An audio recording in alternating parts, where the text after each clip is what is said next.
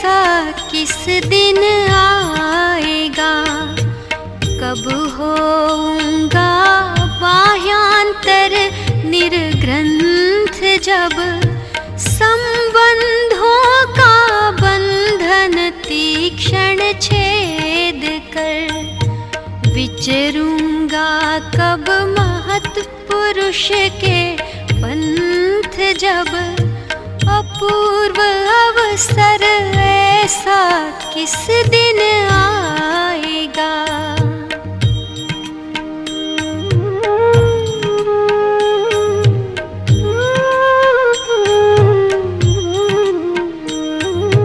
उदासीन वृत्ति हो सब पर भाव से, यह तन केवल संयम हेतु होय, जब किसी हेतु से अन्य वस्तु चाहूं नहीं, तन में भी किंचित मूर्छा नहीं होय, जब अपूर्व अवसर ऐसा किस दिन आएगा।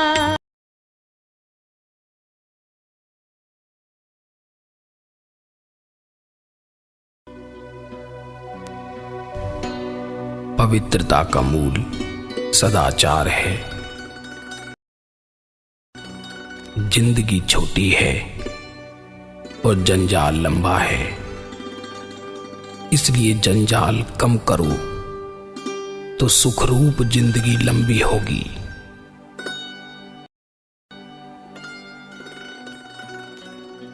कदम रखने में पाप है, देखने में जहर है और सिर पर मौत सवार है।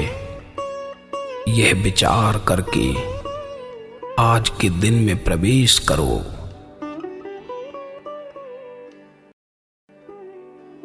यदि आज दिन में सोने का तेरा मन हो तो उस समय ईश्वर भक्ति परायण हो जा, अथवा सत्शास्त्र का लाभ उठा ले। मैं समझता हूं कि ऐसा होना दुष्कर है, तो भी अभ्यास सबका उपाय है।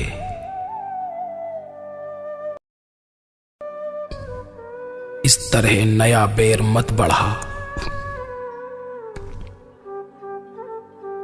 क्योंकि बैर करके कितने समय का सुख भोगना है, ये विचार तत्वज्ञानी करते हैं।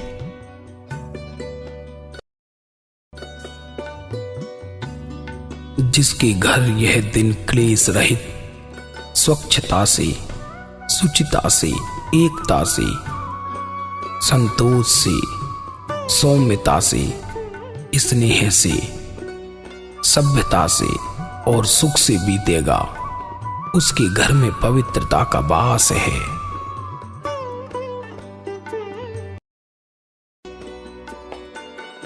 भले ही तू अपनी आजीविका जितना प्राप्त करता हो, परंतु यदि निरुपाधि में हो तो उस उपाधि में राज सुख की इच्छा करके अपने आज के दिन को अपवित्र मत कर।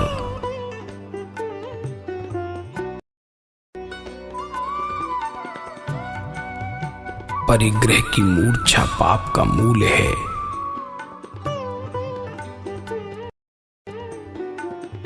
सरलता धर्म का बीज स्वरूप है। प्रज्ञा पूर्वक सरलता का सेवन किया गया तो आज का दिन सर्वोत्तम है।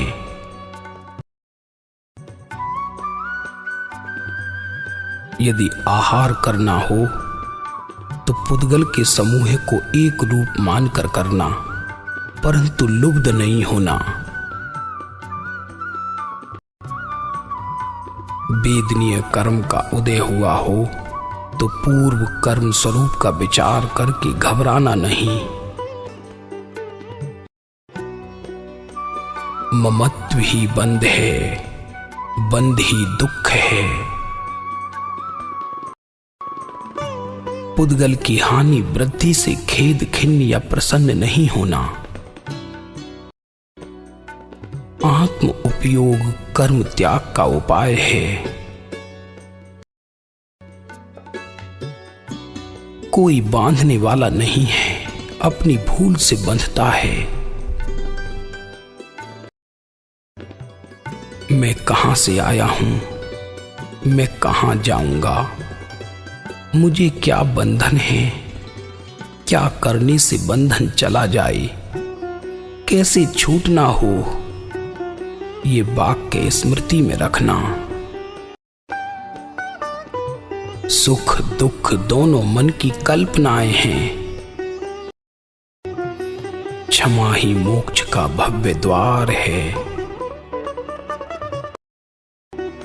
दुर्जनता करके जीतना यही हारना है, ऐसा मानना। आत्मा को जो सत्य का रंग चढ़ाए वे सत्संग है।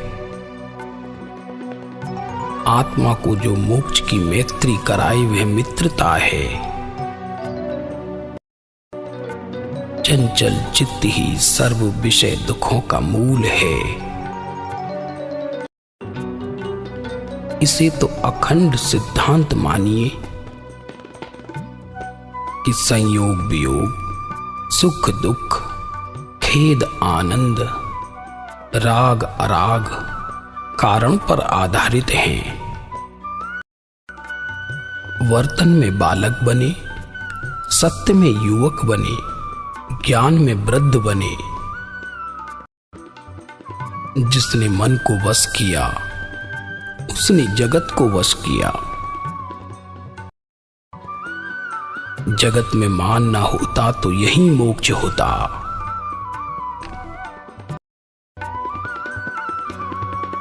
ज्ञानी स्वाद के त्याग को आहार का सच्चा त्याग कहते हैं।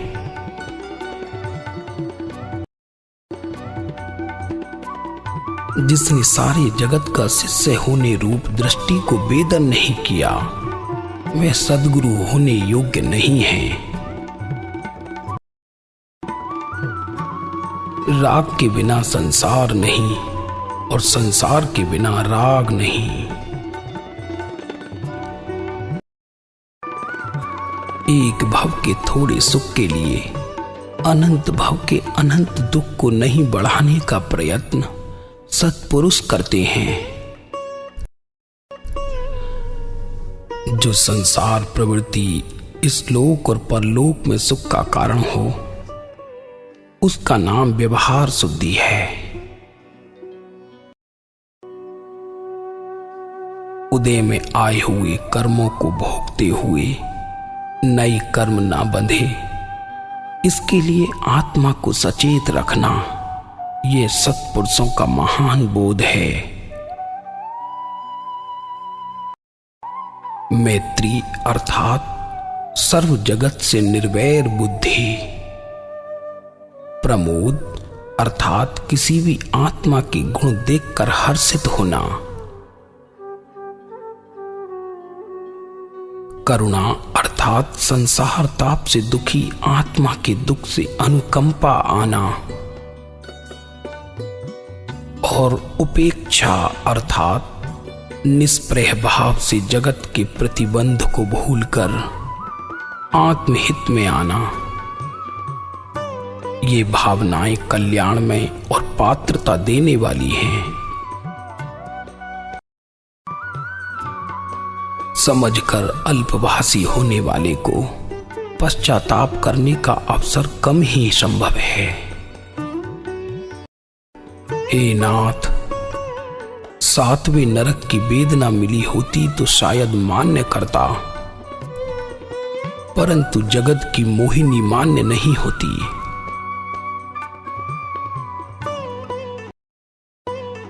पूर्व के अशुभ कर्म के उदय आने पर वेदन करते हुए शोक करते हैं, तो अब यह भी ध्यान रखें कि नए कर्मों को बांधते हुए परिणाम में वैसे ही तो नहीं बंधते।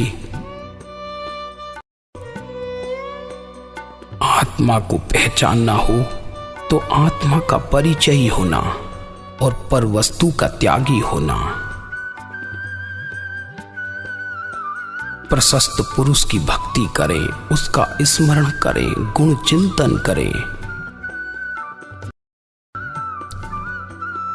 जो जितना अपना पौद्गलिक बड़प्पन चाहते हैं वे उतने ही हल्के होने संभव हैं। देह की जितनी चिंता रखता है उतनी नहीं, परंतु उससे अनंत गुणी चिंता आत्मा की रख, क्योंकि अनंत भवों को एक भव में दूर करना है।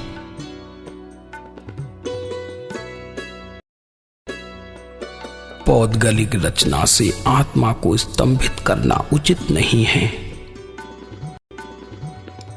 निरुपायता के आगे सहनशीलता ही सुखदायक है।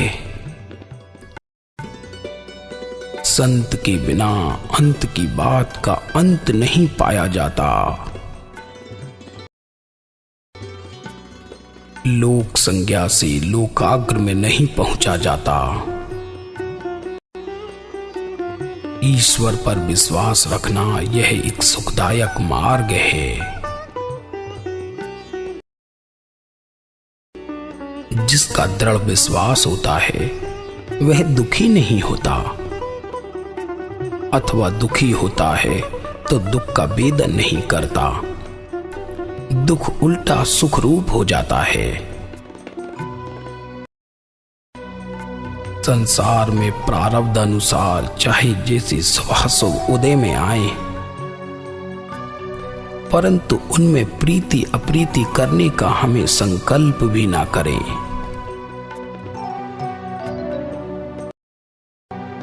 जब तक आत्मा आत्मभाव से अन्य था, अर्थात देह भाव से व्यवहार करेगा, मैं करता हूं ऐसी बुद्धि करेगा, मैं रिद्धि इत्यादि से अधिक हूं यो मानेगा, शास्त्र को जाल रूप समझेगा, मर्म के लिए मिथ्या मोह करेगा, तब तक उसकी शांति होना दुर्लभ है।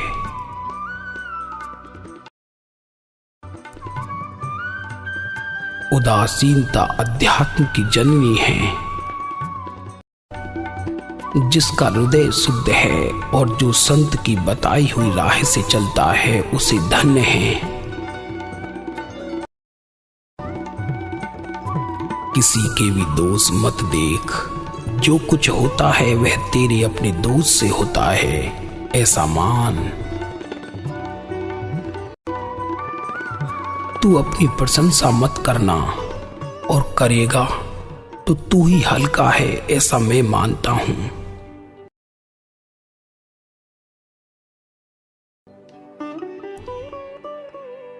भव स्थिति की परिपक्वता हुए बिना, दीन बंधु की कृपा के बिना, संत चरण की सेवा किए बिना त्रिकाल में मार्ग मिलना दुर्लभ है।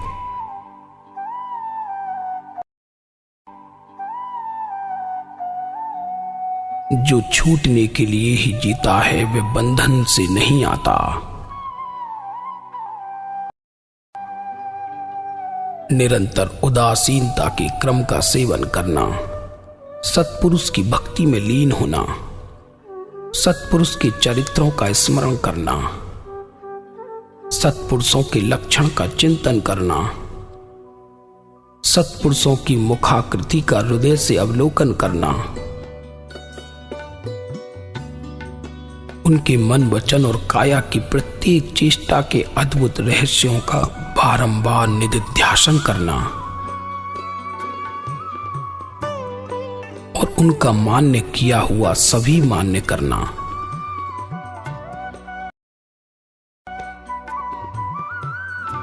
जिससे वक्रता व जड़ता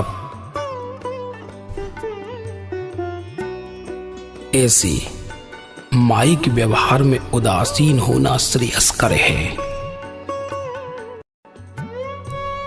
जो कुछ प्रिय करने योग्य है उसे जीवने जाना नहीं, और बाकी का कुछ प्रिय करने योग्य नहीं है, वह हमारा निश्चय है। परमार्थ पर प्रीति होने में सत्संग और सर्वोत्कृष्ट और अनुपम साधन है, जिसकी सत को प्राप्त करने की दृढ़ मति हुई है। यह पहले ऐसा दृढ़ निश्चयात्मक विचार करे कि स्वयं कुछ भी नहीं जानता और फिर सत की प्राप्ति के लिए ज्ञानी की शरण में जाए तो अवश्य मार्ग की प्राप्ति होगी। इस जगत के प्रति हमारा परम उदासीन भाव रहता है। यह बिल्कुल सोने का हो तो भी हमारे लिए तृणवत है और परमात्मा की विभूति रूप हमारा भक्ति धाम है। परमात्मा में परम स्नेह चाहे जिस विकट मार्ग से होता हो तो भी करना योग्य ही है। यम अंत काल में प्राणी को दुखदायक नहीं लगता होगा, परंतु हमें संग दुखदायक लगता है। जो कुछ होता है सो होने देना, न उदासीन होना न अनुद्यमी होना। जीव के लिए सत्संग यही मोक्ष का परम साधन है। साधन इस जगत में हमने न देखा और न सुना है।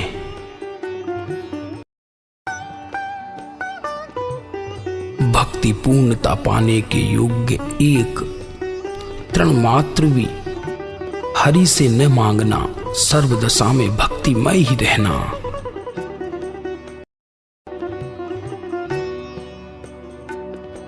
व्यवस्थित मन सर्व शुद्धि का कारण है। मुमुक्षुता यह है कि सर्व प्रकार की मोहासक्ति से अकुलाकर एक मोक्ष के लिए ही यत्न करना, और तीव्र मुमुक्षुता यह है कि अनन्य प्रेम से मोक्ष के मार्ग में प्रतिक्षण प्रवृत्ति करना। मुमुक्षु के नेत्र महात्मा को पहचान लेते हैं। सत्पुरुष में ही परमेश्वर बुद्धि, इसे ज्ञानियों ने परम धर्म कहा है, और यह बुद्धि परम दीनता को सूचित करती है, जिससे सर्व प्राणियों के प्रति अपना दासत्व माना जाता है और परम योग्यता की प्राप्ति होती है।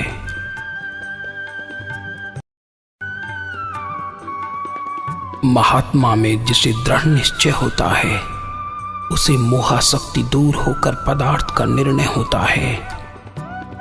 उससे व्याकुलता मिटती है, जिससे जीव सर्व प्रकार के दुखों से निर्भय हो जाता है और उसी से निसंगता उत्पन्न होती है। ऐसा योग्य है।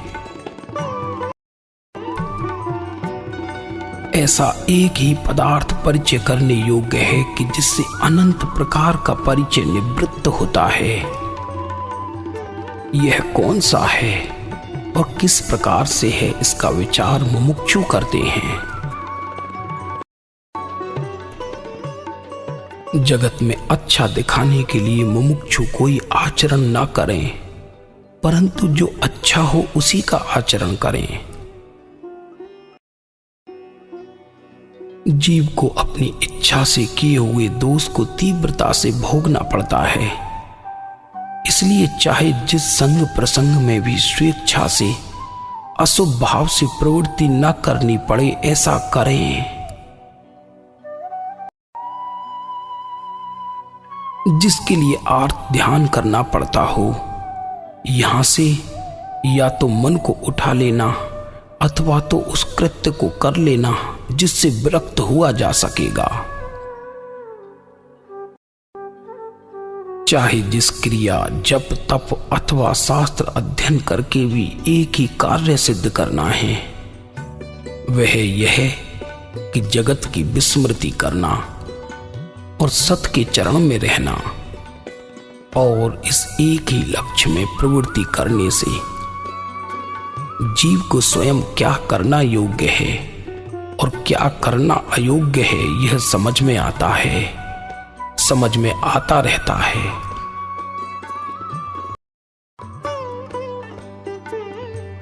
जगत आत्म रूप मानने में आए, जो हो वह योग्य ही मानने में आए,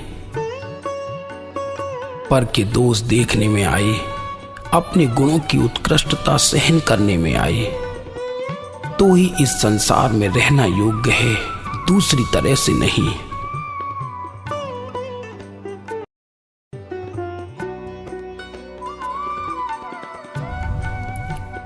भगवान को सर्व समर्पण किए बिना इस काल में जीव का देहाभिमान मिटना संभव नहीं है। जीवन अल्प है और जंजाल अनंत है, धन सीमित है और तृष्णा अनंत है।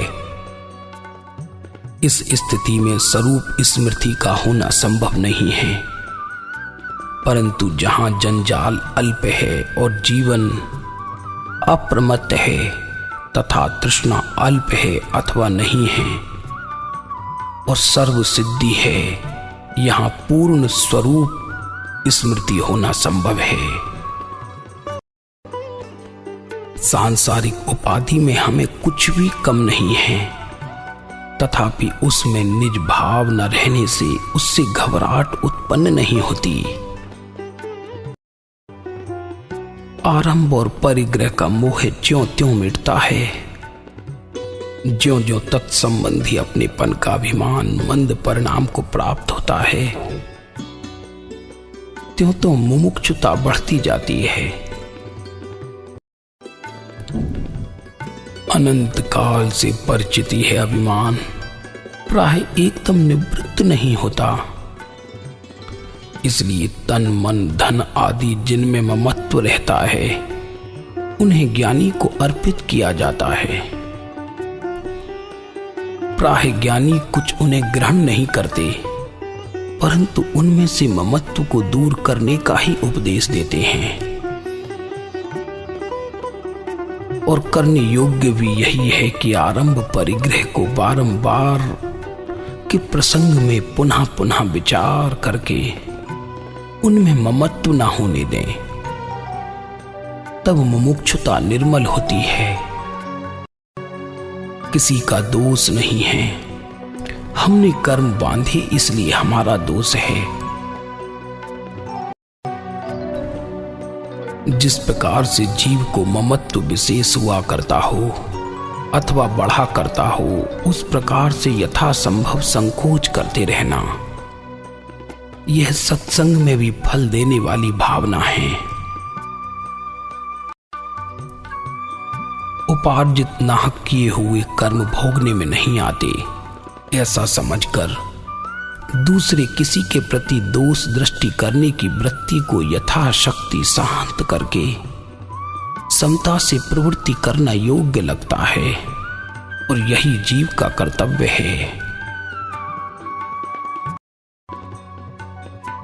संसारी उपाधि का जैसा होता हो वैसा होने देना कर्तव्य यही है। धीरज से उदय का वेदन करना योग्य है।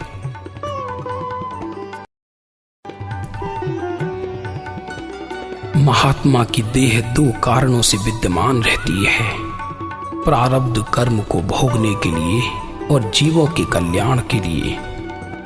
तथापि वे इन दोनों में उदासीनता से उदयानुसार प्रवृत्ति करते हैं। जगत के अभिप्राय की ओर देखकर जीव ने पदार्थ का बोध पाया है, ज्ञानी के अभिप्राय की ओर देखकर पाया नहीं है। जिस जीव ने ज्ञानी के अभिप्राय से बोध पाया है, उस जीव को सम्यक दर्शन होता है। किसी भी प्रकार से पहले तो जीव का अहम तत्व दूर करना योग्य है। जिसका देहाभिमान गलित हुआ है, उसके लिए सब कुछ सुखरूप ही है। जिसे भेद नहीं है, उसे खेद का संभव नहीं।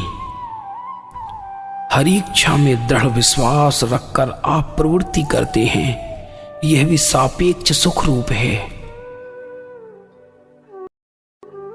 जिसे बोध बीज की उत्पत्ति होती है, उसे स्वरूप सुख से परितृप्तता रहती है। और विषय के प्रति अप्रयत्न दशा रहती है। जिस जीवन में क्षणिकता है उस जीवन में ज्ञानियों ने नित्यता प्राप्त की है, यह अचरज की बात है। जिसे सच्चा आत्मभान होता है उसे मैं अनन्य भाव का अकर्ता हूं, ऐसा बोध उत्पन्न होता है और उसकी अहम बुद्धि विलीन हो जाती है। अनंत काल व्यवहार करने से व्यतीत किया तो फिर उसकी झंझट में परमार्थ का विसर्जन ना किया जाए, ऐसी प्रवृत्ति करने का जिसका निश्चय है उसे वैसा होता है, ऐसा हम जानते हैं। ज्ञानी अपना उपजीवन आजीविका भी पूर्व कर्मानुसार करते हैं। ज्ञान में प्रतिबद्धता हो इस तरह आजीविका नहीं करते, अथवा इस तरह आजीविका कराने के प्रसंग को नहीं चाहते। जिसे ज्ञानी में केवल निष्प्रह भक्ति है, उनसे अपनी इच्छा पूर्ण होती न देखकर भी जिसमें दोष बुद्धि नहीं आती, ऐसे जीव की आपत्ति का ज्ञानी के आश्रय से धैर्य पूर्वक प्रवृत्ति करने से नाश होता है, अथवा उसकी बहुत मंदता हो जाती है।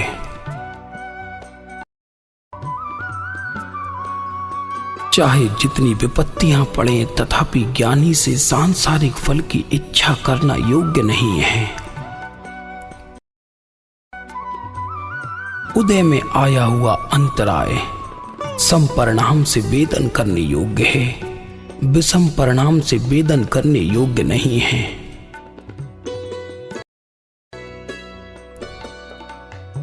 दुख की निवृत्ति को सभी जीव चाहते हैं और दुख की निवृत्ति जिनसे दुख उत्पन्न होता है, ऐसे राग द्वेष और अज्ञान आदि दोषों की निवृत्ति हुए बिना संभव नहीं है। इन राग आदि की निवृत्ति एक आत्मज्ञान के सिवाय दूसरे किसी प्रकार से भूतकाल में हुई नहीं है, वर्तमान काल में होती नहीं है, भविष्य काल में होगी नहीं।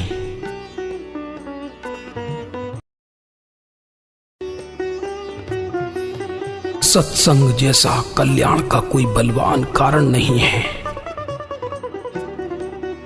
और उस सत्संग में निरंतर प्रति समय निवास चाहना, असत्संग का प्रतिक्षण विपरिणमन चाहना, यही श्रेय रूप है।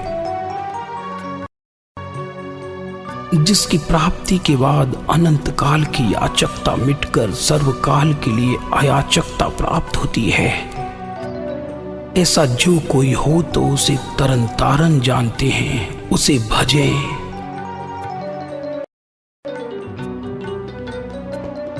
मोक्ष तो इस काल में भी प्राप्त हो सकता है अथवा प्राप्त होता है, परंतु मुक्ति का दान देने वाले पुरुष की प्राप्ति परम दुर्लभ है।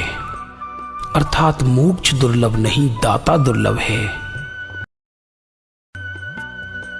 जहां उपाय नहीं वहां खेद करना योग्य नहीं है। ईश्वर इच्छा के अनुसार जो हो उसमें समता रखना योग्य है और उसके उपाय का कोई विचार मुझे उसे करते रहना, इतना मात्र हमारा उपाय है। एक बार एक दिन के दो भाग करने की क्रिया कर सकने की शक्ति का भी उपशम हो, तब जो ईश्वर इच्छा होगी यह होगा। किए हुए कर्म भोगे बिना निवृत्त नहीं होते और ना किए हुए किसी कर्म का फल प्राप्त नहीं होता।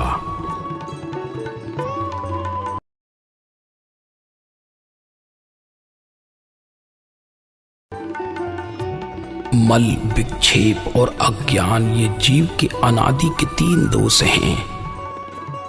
ज्ञानी पुरुषों के वचनों की प्राप्ति होने पर उनका यथा योग्य विचार करने से अज्ञान की निवृत्ति होती है। उस अज्ञान की संतति बलवान होने से उसका रोध होने के लिए और ज्ञानी पुरुषों के वचनों का यथा योग्य विचार होने के लिए मल और विक्षेप को दूर करना योग्य है। सरलता, क्षमा, अपने दोष देखना, अल्पारंभ, अल्प परिग्रह इत्यादि मल मिटने के साधन हैं। ज्ञानी पुरुष की अत्यंत भक्ति विक्षेप मिटने का साधन है।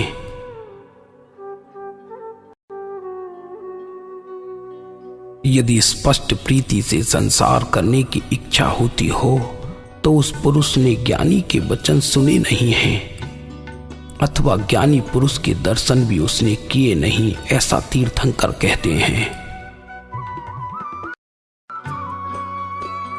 जिसकी कमर टूट गई है उसका प्राय सारा बल परिक्षीणता को प्राप्त होता है। जिसे ज्ञानी पुरुष के वचन रूप लकड़ी का प्रहार हुआ है, उस पुरुष में उस प्रकार से संसार संबंधी बल होता है, ऐसा तीर्थंकर कहते हैं। जिस वस्तु का महात्म्य दृष्टि में से चला गया उस वस्तु के लिए अत्यंत क्लेश नहीं होता। शारीरिक वेदना को देह का धर्म मानकर और बांधे हुए कर्मों का बोझ जानकर सम्यक प्रकार से सहन करना योग्य है।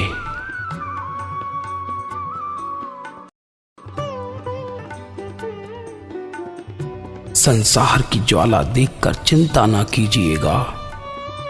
चिंता में समता रहे तो वह आत्मचिंतन जैसा है। उपार्जित कर्म की स्थिति का संपरिणाम से, अधीनता से, अव्याकुलता से वेदन करना, यही ज्ञानी पुरुषों का मार्ग है। सच्ची ज्ञान दशा हो तो उसे देह की दुख प्राप्ति के कारणों में विषमता नहीं होती और उस दुख को दूर करने की इतनी अधिक परवाह भी नहीं होती।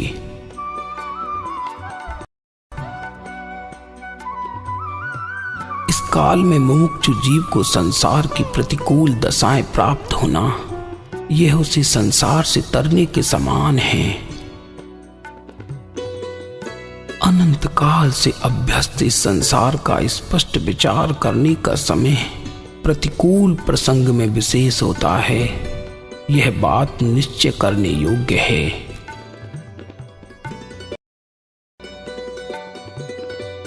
व्यवहारिक प्रसंगों की नित्य चित्र विचित्रता दिखाई देती है।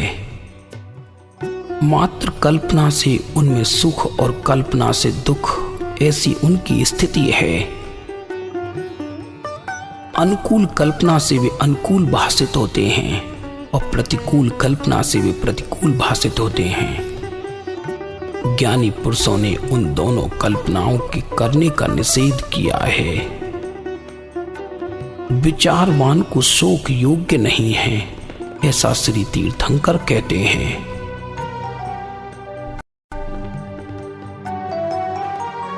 जीव को मूल रूप से देखते हुए यदि मुमुक्षुता आई हो तो नित्य प्रति उसका संसार बल घटता रहता है। संसार में धनादि संपत्ति का घटना या न घटना अनियत है, परंतु संसार प्रति जीव की जो भावना है वह मंद होती रहे, अनुक्रम से नाश होने योग्य हो। आत्मा को संसार का स्वरूप कारागृह जैसा बारंबार क्षण क्षण में भासित हुआ करे, यह मुमुक्षुता का मुख्य लक्षण है। जहां जहां इस जीव ने जन्म लिया है, भव के प्रकार धारण किए हैं, वहां वहां तथा प्रकार के अभिमान रूप से बर्ताव किया है। जिस अभिमान को निवृत्त किए बिना उस देह का और देह के संबंध में आने वाले पदार्थों का इस जीव ने त्याग किया है, अभी तक उस भाव को ज्ञान विचार द्वारा छीन नहीं किया है। वे पूर्व संज्ञाएं अभी जैसी की तैसी इस जीव के अभिमान में चली आती हैं। यही सारे लोक की अधिकरण क्रिया का हेतु कहा है। जिन्हें स्वप्न में भी संसार सुख की इच्छा नहीं रही, जिन्हें संसार का स्वरूप संपूर्ण निस्सार भूत भासित हुआ है, ऐसे ज्ञानी पुरुष की आत्म अवस्था को बारंबार संभाल कर उदय प्राप्त प्रारब्ध का वेदन करते हैं, परंतु आत्म अवस्था में प्रमादी नहीं होने देते। प्रमाद के अवकाश योग में ज्ञानी को भी जिस संसार से अंशतः व्यामोह होने का संभव कहा है, उस संसार में साधारण जीव रहकर उसका व्यवसाय लौकिक भाव से करके आत्महित की इच्छा करे, यह न होने जैसा ही कार्य है। क्योंकि लौकिक भाव के कारण जहां आत्मा को निवृत्ति नहीं होती, वहां अन्य प्रकार से हित विचारणा होना संभव नहीं है। आत्महित के लिए सत्संग जैसा बलवान अन्य कोई निमित्त प्रतीत नहीं होता। फिर भी वह सत्संग भी जो जीव लौकिक भाव से अवकाश नहीं लेता, उसके लिए प्राय निष्फल होता है। और सत्संग कुछ सफल हुआ तो भी यदि लोकावेश विशेष रहता हो, तो उस फल के निर्मूल हो जाने में देर नहीं लगती। विचारवान जीव का तो अवश्य कर्तव्य है कि यथासंभव परभाव के परिचित कार्य से दूर रहना, निवृत्त होना। प्राय विचारवान जीव को तो यही बुद्धि रहती है, तथापि किसी प्रारब्ध वशात परभाव का परिचय प्रबलता से उदय में हो, वहां निजपद बुद्धि में स्थिर रहना विकट हो, ऐसा मानकर नित्य निवृत्त बुद्धि की विशेष भावना करनी, ऐसा महापुरुषों ने कहा है। जो धर्म संसार को परीक्षण करने में सबसे उत्तम हो, निस्वभाव में स्थिति कराने में बलवान हो, वही उत्तम है और वही बलवान है। मुमुक्षु जीव को अर्थात विचारवान जीव को इस संसार में अज्ञान के सिवाय और कोई भय नहीं होता। एक अज्ञान की निवृत्ति करने की जो इच्छा है, उसके सिवाय विचारवान जीव की दूसरी इच्छा नहीं होती। विचारवान के चित्त में संसार कारागृह है, समस्त लोग दुख से आर्त है, भयाकुल है, राग द्वेष के प्राप्त फल से जलता है, ऐसा विचार निश्चय रूप ही रहता है। ज्ञान प्राप्ति में कुछ अंतराय है, इसलिए यह कारागृह रूप संसार मुझे भय का हेतु है और लोक का प्रसंग करना योग्य नहीं है। यही एक भय विचारवान को होना योग्य है। सर्व जीव आत्म रूप से समस्वभावी हैं। अन्य पदार्थ में जीव यदि निज बुद्धि करे तो परिभ्रमण दशा प्राप्त करता है, और निज में निज बुद्धि हो तो परिभ्रमण दशा दूर होती है।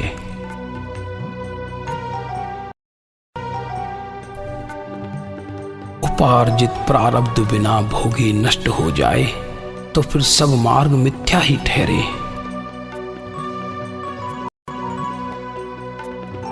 मोक्ष मार्ग में प्रवृत्ति दो की होती है, एक आत्मज्ञानी की और एक आत्मज्ञानी के आश्रयवान की। ऐसा श्री जिनेंद्र ने कहा है।